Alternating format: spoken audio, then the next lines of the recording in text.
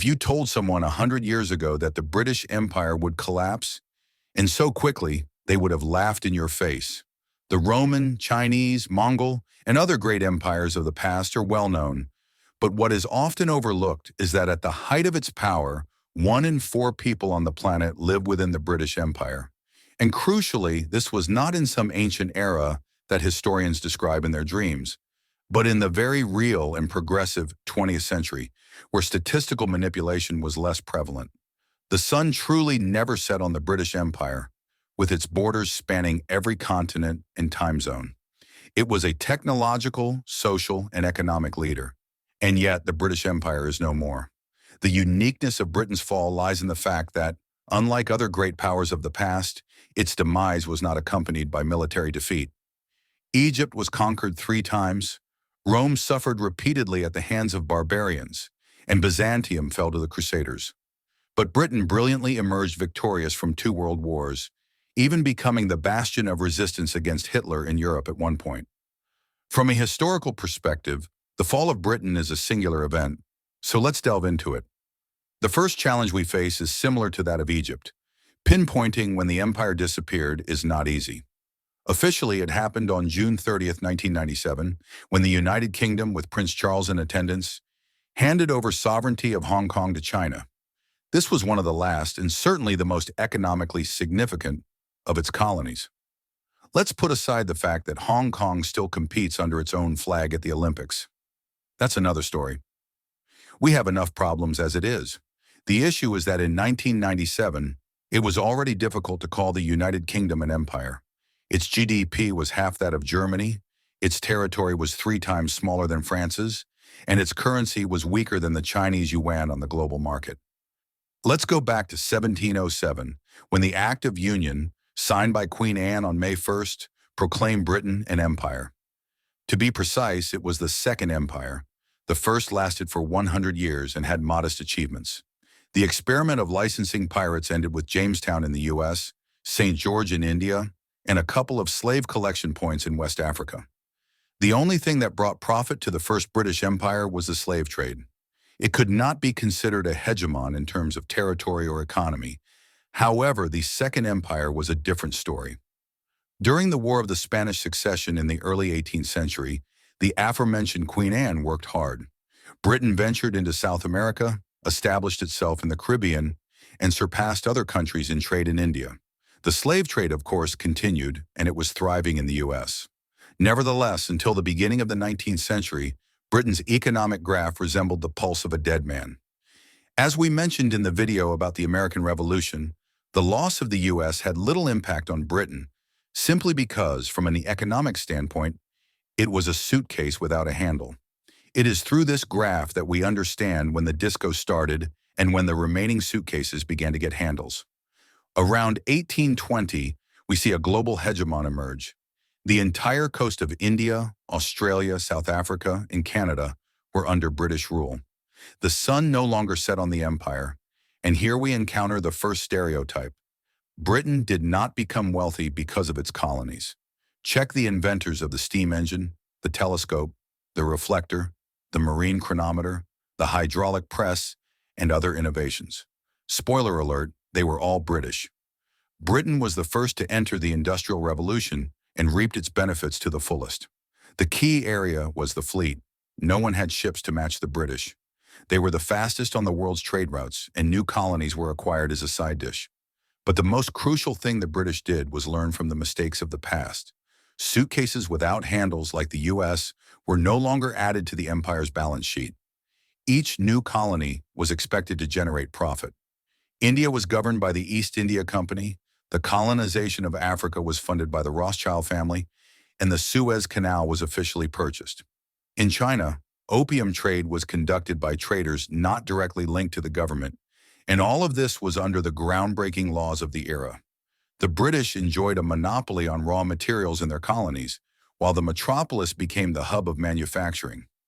Raw materials were obtained cheaply, and expensive goods were exported, including to the very same colonies, which automatically became happy buyers of British products. One can debate the morality of such a policy, but in the 19th century, the British model was adopted by almost everyone.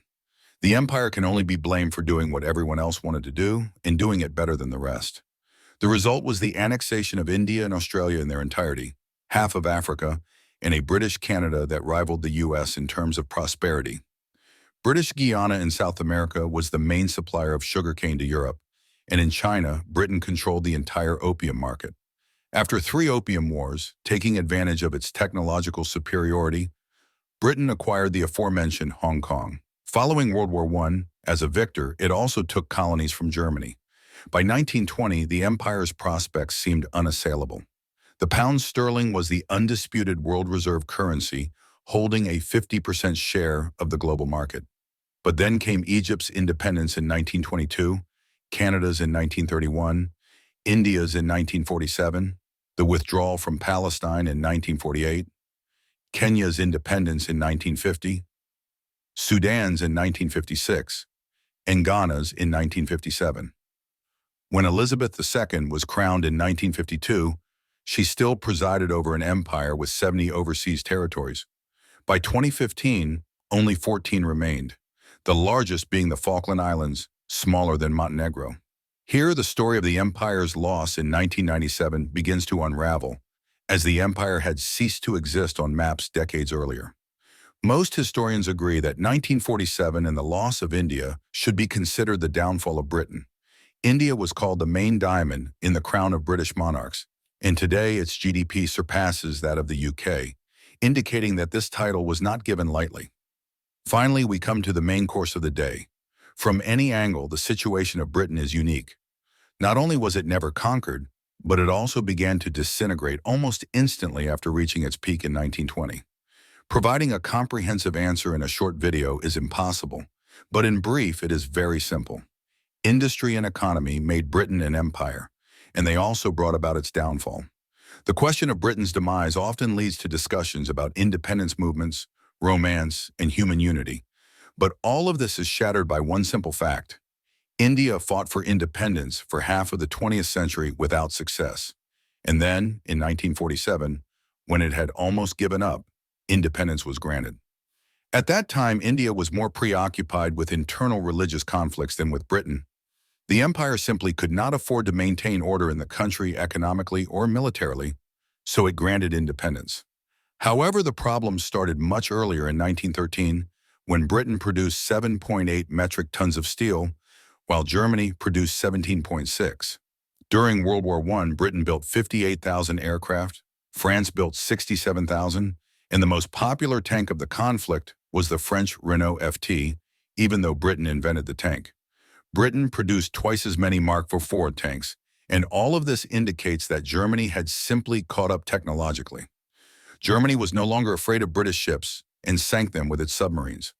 France, after 200 years of lagging behind, became the leader in the automotive industry and a trendsetter in science. But that's not all. Across the ocean, the United States woke up, and unlike the others, it had barely participated in World War I, only providing credit and supplying materials to all sides of the conflict until it became clear who would win. It was right after World War I that the fate of the British Empire was sealed. There are not many romantics in our cruel world, and freedom movements existed in the 19th century.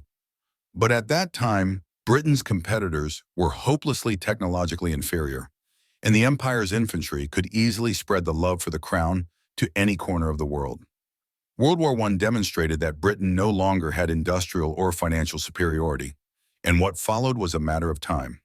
Of course, there were also blatantly bad decisions made by the empire itself, such as the Dardanelles campaign.